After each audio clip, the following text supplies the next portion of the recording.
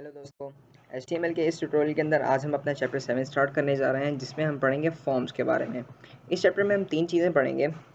किस तरीके से फॉर्म बनाए जाते हैं, फॉर्म बनाने की टाइप्स क्या हैं और डिफरेंट काइंड के फॉर्म कंट्रोल्स पढ़ेंगे, और फिर HTML5 में हमें क्या नई चीज़ें मिली फॉर्म्स के बारे में, वो सब पढ़ेंगे हम डिटेल से। तो आइए ज़रा इंट्रोडक्शन देखते हैं फॉर्म्स का। Form controls. There are several types of form controls that you can use to collect information from visitor to your site. Form हम बनाते किस लिए हैं?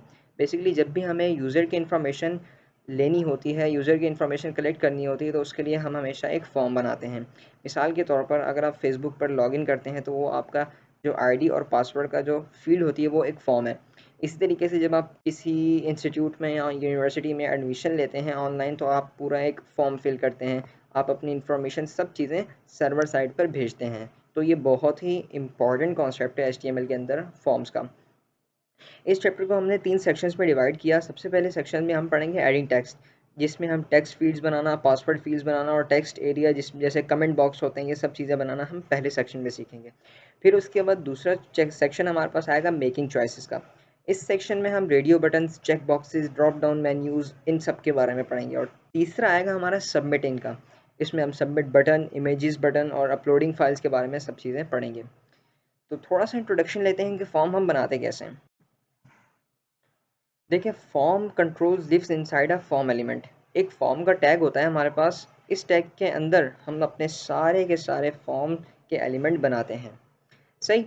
तो हमने अभी तक ये समझा कि फॉर्म एक ऐसी चीज़ है जिसके ज़रिए से हम अपने यूज़र की इन्फॉर्मेशन कलेक्ट कर सकते हैं, और फॉर्म बनाने के लिए हमें सबसे पहले फॉर्म का टैग लगाना पड़ेगा।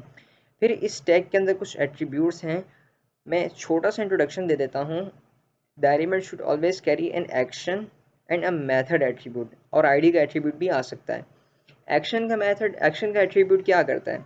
असल में जिस साइट पे हमें अपने यूज़र का डेटा भेजना है, जिस सर्वर पे, उस सर्वर का एड्रेस जो है हम एक्शन के अंदर डालते हैं। और मेथड हमारे पास HTML के अंदर 2 हैं। एक है गेट का मेथड, एक है पोस्ट का मेथड। इससे नेक्स्ट वीडियो में हम कवर करेंगे। तो अभी तक हमने ये देखा कि फॉर्म बनाने के लिए हमें सिर्फ एक फॉर्म का एलिमेंट चाहिए, सही। और एक्शन और मेथड के 2 एट्रीब्यूट होते हैं इस एलिमेंट के, फॉर्म के।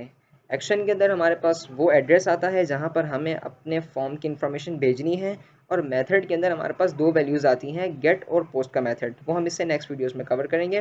मिलते हैं नेक्स्ट ट्यूटोरियल के अंदर।